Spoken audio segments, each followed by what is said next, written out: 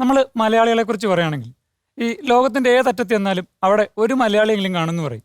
ഈ ഒരു മലയാളി അവിടെ എത്തിയത് ഒന്നുകിൽ ഏതെങ്കിലും ഒരു മലയാളിയുടെ ഉപദ്രവം കൊണ്ടോ അല്ലെങ്കിൽ ഏതെങ്കിലും ഒരു മലയാളിയുടെ സഹായം കൊണ്ടോ ആയിരിക്കും.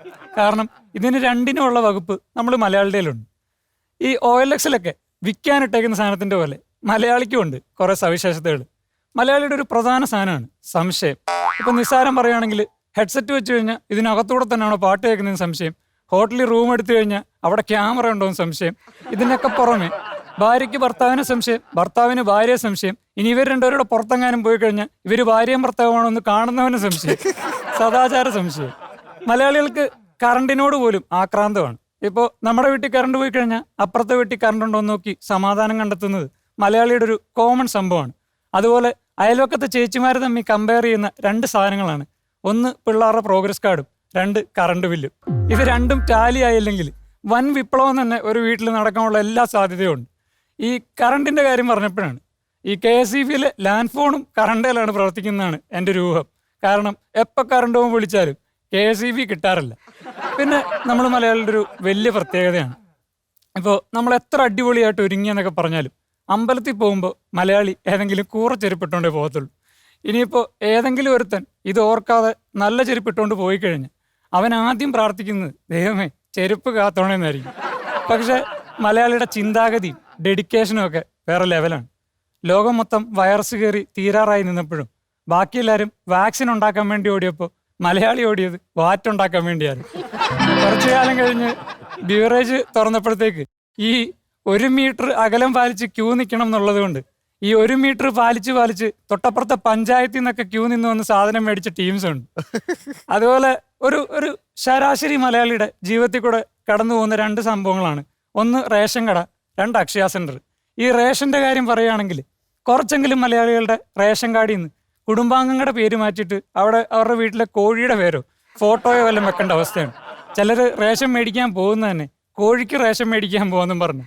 ഈ ബ്രോയിലർ കോഴി എന്നൊക്കെ പറയുന്ന പോലെ റേഷൻ കോഴി എന്നൊക്കെ പറയുന്ന സാധനം ഇറങ്ങാൻ വരെ സാധ്യതയുണ്ട്. അക്ഷയ സെന്ററിന്റെ കാര്യമാണെങ്കിൽ അക്ഷയ സെന്റർ എന്നുള്ള പേര് പോലും അക്ഷയ പാത്രം എന്നുള്ള കോൺസെപ്റ്റിൽ നിന്നാണ് വന്നതെന്ന് എനിക്ക് തോന്നിയിട്ടുണ്ട്. അക്ഷയ പാത്രത്തിൽ എത്ര കഴിച്ചാലും ഭക്ഷണം തീരത്തില്ല, അക്ഷയ സെന്ററിൽ എത്ര നിന്നാലും തിരക്കും തീരത്തില്ല. എല്ലാ അക്ഷയ സെന്ററിലും ഒരക്ഷമയായിട്ടുള്ളൊരു ചേച്ചിയും കാണും. എന്തെങ്കിലും സാധനം അതിന്റെ പരമാവധി ഉപയോഗിക്കുന്ന കാര്യത്തിൽ അല്ലെങ്കിൽ അതിന്റെ ആയുസ് എത്തുന്നവരെ ഉപയോഗിക്കുന്ന കാര്യത്തിലും മലയാളിയാണ് എപ്പോഴും ഒന്നാമത്. ഇപ്പോൾ ഉദാഹരണത്തിന് അമേരിക്കയിൽ ഒരാളൊരു കോള മേടിച്ച് കുടിച്ചാൽ അതിന്റെ കുപ്പി അവിടുത്തെ വേസ്റ്റ് ബിന്നിലിടും. ഇതേ കുപ്പി നമ്മൾ മലയാളികൾ മേടിച്ചു കഴിഞ്ഞാൽ നമ്മളിത് ആദ്യം സോപ്പ് വെള്ളത്തിൽ കഴുകും, പിന്നെ ചൂടുവെള്ളത്തിൽ കഴുകും, എന്നിട്ട് ഇത് സ്കൂളിലോ എവിടെങ്കിലും വെള്ളം കൊണ്ടുപോകാനായിട്ട് എടുക്കും. കുറച്ച് കാലപ്പഴക്കമൊക്കെ ഒന്ന് ഇതിന്റെ ഷേപ്പൊക്കെ ഒന്ന് മാറുമ്പോഴത്തേക്ക് നമ്മളിത് മണ്ണെണ്ണ മേടിക്കാനായിട്ട് എടുക്കും. കുറച്ച് കാലം കൂടെ കഴിയുമ്പോഴത്തേക്ക് നമ്മളിത് വെട്ടിപ്പൊളിച്ച് രണ്ടാക്കി മണ്ണും നിറച്ച് എന്തെങ്കിലും ചെടിയും നട്ട് വെക്കും. അതുപോലെ ഇപ്പോൾ TV, മിക്സി, അതുപോലെ എന്ത് സാധനമായാലും ഇത് നമ്മൾ ഇപ്പോൾ സാധാരണ ആൾക്കാരാണെങ്കിൽ അത് നന്നാക്കാനായിട്ട് ആളെ വിളിക്കും. ഇത് മലയാളികളാണെങ്കിൽ ഈ സാധനം 2 തട്ടിൽ ശരിയാക്കും. ഇപ്പോൾ എന്നെയും ഞങ്ങളുടെ വീട്ടിലെ TVയുടെ റിമോട്ടിനൊക്കെ അമ്മ ഒരുപോലാണ് നോക്കി വളർത്തിയത്. ഞങ്ങളെ 2 പേരും തല്ലിയാണ് അമ്മ നന്നാക്കിയത്. അച്ഛൻ്റെ കാര്യം പറയുകയാണെങ്കിൽ അച്ഛൻ വേറൊരു തരം ടിപ്പിക്കൽ മലയാളിയാണ്.